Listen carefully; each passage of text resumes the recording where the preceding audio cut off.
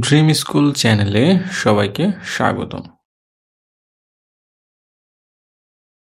আজকে আমাদের আলোচ্য বিষয় ষষ্ঠ শ্রেণীর 2024 সালের বাংলা নতুন বইয়ের দ্বিতীয় অধ্যায় প্রমিত ভাষা শিখি। এই অধ্যায়টি নিয়ে আলোচনা শুরুর পূর্বেই ভাষা সম্পর্কে কিছু গুরুত্বপূর্ণ তথ্য জেনে আসা যাক। ভাষা ভাষা কাকে বলে? মনুষ্য জাতি যে সকল ধ্বনি বা ধ্বনি সমষ্টি দ্বারা মনের ভাব প্রকাশ করে তাকে ভাষা বলে। উক্ত সংজ্ঞাটি দিয়েছেন ডক্টর মোহাম্মদ শহীদুল্লাহ। মনের ভাব প্রকাশের জন্য বাকযন্ত্রের সাহায্যে উচ্চারিত ধ্বনির দ্বারা নিষ্পন্ন কোনো সমাজে বিশেষ কৌশলে উচ্চারিত বাক্যে প্রযুক্ত শব্দ সমষ্টিকে ভাষা বলে। এই সংজ্ঞাটি প্রদান করেছেন ডক্টর সুনীতি কুমার চট্টোপাধ্যায়। মাতৃভাষা কাকে বলে? মানব শিশু জন্মের পর প্রথমেই পরিচিত হয় মায়ের সাথে। মায়ের মুখের থেকে শুনে যে ভাষা শিখে তাই মাতৃভাষা। বাংলা ভাষার বিভিন্ন রূপ।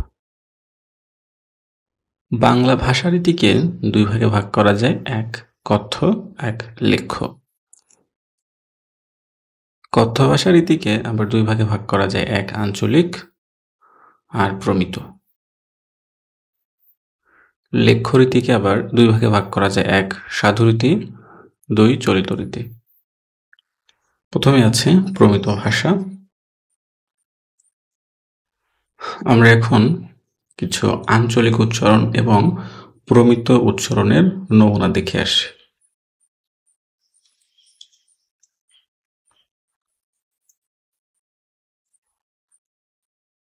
নমুনা উত্তর আঞ্চলিক ভাষা ও প্রমিত ভাষা।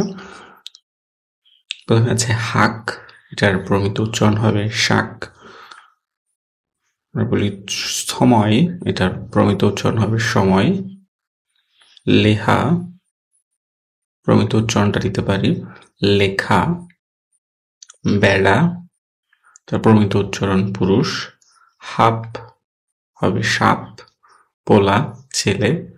ভেন্ডি ঢেঁড়স। এরপর আছে পটল, পটল। টাহা, সঠিক উচ্চারণটি হবে বা প্রমিত উচ্চারণটি হবে টাকা। শব্দ খুঁজি। অনেক শব্দ তোমার অঞ্চলের বিভিন্ন মানুষ বিভিন্নভাবে উচ্চারণ করে, আবার অনেক প্রমিত শব্দের বদলে তোমার অঞ্চলের মানুষ আলাদা শব্দ ব্যবহার করে। এরকম শব্দ খুঁজে বের করো এবং নিচের ছক অনুযায়ী তালিকা করো।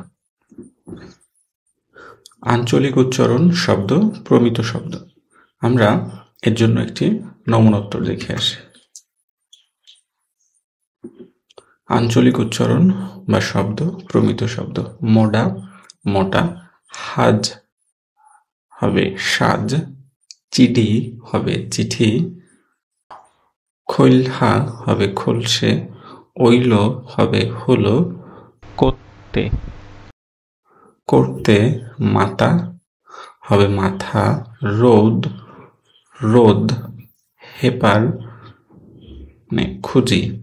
এই ছিল আমাদের নমুনা উত্তর। ষষ্ঠ শ্রেণীর শিক্ষার্থী বন্ধুরা, তোমাদের যদি কোনো প্রশ্ন, পরামর্শ বা মন্তব্য থাকে তবে এই ভিডিওর কমেন্টে আমাদেরকে জানাতে পারো। সামনে আমরা ষষ্ঠ শ্রেণীর বাংলা বইয়ের আরও ভিডিও লেসন নিয়ে হাজির হব। আশা করি তোমরা আমাদের চ্যানেলটি সাবস্ক্রাইব করে আমাদের সাথেই থাকবে।